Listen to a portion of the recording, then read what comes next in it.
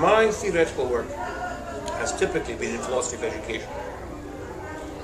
And I see philosophy of education as a matter of kind of raiding game.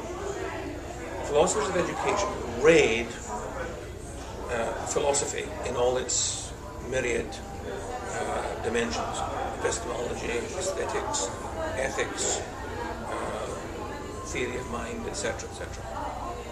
The philosopher of education raids those areas in order to address specifically educational problems.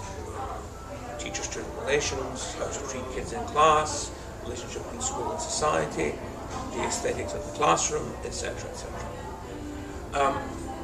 So philosophers of education are intellectual middlemen, if you like. They are the interpreters of philosophy to practitioners. Now, when it comes to problems of leadership, educational leadership specifically, once again, I think philosophers of education, or my philosophy of education, is very helpful in providing as a wherewithal to address problems that come up in leadership. The effort to lead properly, to lead morally, provides the issues. The philosopher of education has to know where in philosophy to look to address those issues, and it can be a whole range of philosophical areas. And so the philosopher of education has to be adept at ethics, epistemology, aesthetics, etc., so that he can bring all that to bear on a problem. I think philosophers of education are interdisciplinary in that sense. They move easily from parent philosophy into philosophical problems in education. Similarly, when it comes to philosophers of educational leadership, they too have to be interdisciplinary. We have to move from problems in leadership, which might be sociological, they might be administrative, they might be whatever, back into philosophy and be able to combine the two issues so that the solution is provided to the problem that's being debated. I have found philosophy of education particularly useful in this regard, because I think that philosophers of education have not been imaginative enough to think through how their discipline can be relevant to such fields as leadership. Now, there are some who do that. Kenneth Strink is the classic example. But I don't think philosophers in general have taken up leadership positions in universities so that they can actually make operational their philosophy of education. I've been a dean twice, an associate dean twice in my life, and I've tried to do that. So, speaking personally, I believe I have tried to do what I've just said needs to be done. I think the problem is that philosophers have not felt confident enough about their abilities to deal with, shall I say, messy problems of the real world, preferring instead the intellectual problems of the books. So, I think, however, that there's no reason why philosophy of education cannot be of enormous assistance in educational leadership, and I think I've tried to do that myself in my own life. Although I did not say this afternoon, I believe morally decent people feel they have to be accountable to those with whom they have community. And that is typically one's neighbour. I think morally decent people see others as worthy of that kind of response. Namely, one has to be accountable to these people. So what is one accountable for?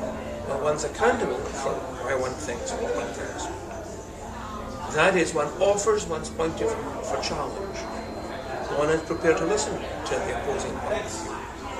One may temper one's point of view, one may abandon one's point of view, but one may simply say, well, I'm very sorry, I can't go with you down that road. I'm going to stick to the point of view that I have myself. And here's why. But never when one is accountable to one's neighbour is one demeaning of one's neighbour. Never is one unwilling to engage in dialogue with one's neighbour. So decency demands respect of one's neighbour. And my guess is that you can't respect your neighbour if you can't respect yourself.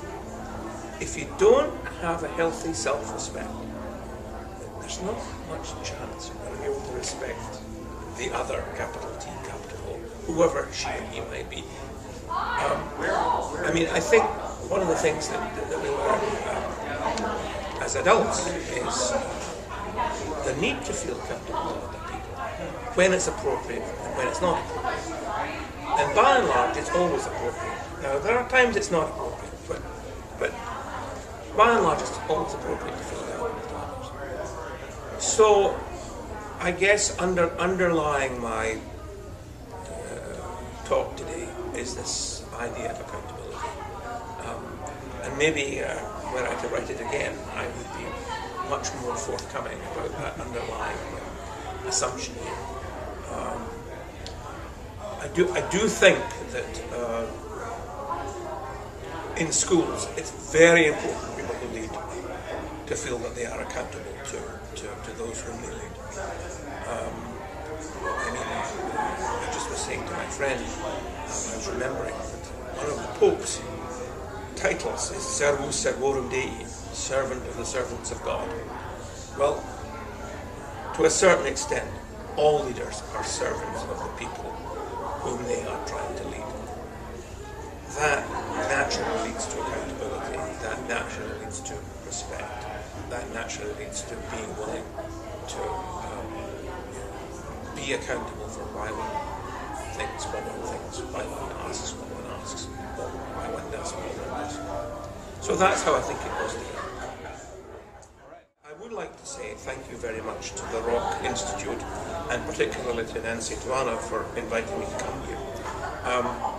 I was delighted and honestly surprised to be invited to come, because I had never thought of myself as addressing a conference of people interested in these subjects. But I have been thrilled by the talks I've attended and the people I've met. So it's been a very real pleasure to be here. And if people who are watching this on YouTube are thinking to come to the conference, they certainly should.